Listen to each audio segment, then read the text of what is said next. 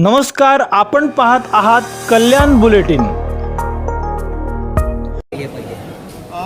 मी तर पहिले भारतीय जनता पार्टीच्या वतीनं जी घटना शास्त्रीनगर हॉस्पिटलमध्ये घडली आहे तिचा निषेध करतो आणि अशा घटना पुढे घडू नये यासाठी जे काय लागेल त्याच्यासाठी आम्ही सर्व भारतीय जनता पार्टीचे नगरसेवक म्हणून प्रयत्न करणार आहोत। आणि मगाशीच कोणीतरी सांगितलं की आम्ही 4 दिवसानंतर 5 दिवसानंतर इथे उपस्थित झालो, परंतु मी आपल्याला सांगू इच्छितो की ज्या दिवशी घटना घडली रात्री त्याच्या नेक्स्ट डे सकाळी इथल्या ज्या CMO आहेत सादिया मॅडम, त्याचबरोबर शुक्ला मॅडम यांच्याशी रवींद्र चव्हाण साहेब, मी त्याचबरोबर नंदुजी बरोबर शशिकांतजी कांबळे आमचे उपमहापौर आम्ही सगळे संपर्कात होतो आणि त्याचं तुम्ही पुरावे देखील मॅडमकडे घेऊ शकता।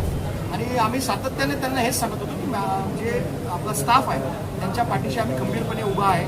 जी घटना घडली तिचा आम्ही तीव्र शब्दात निषेध केला, त्याचबरोबर डॉक्टरांना लागणारी जी काय मदत असेल ती आम्ही करू असं आम्ही डॉक्टरांना सांगितलं।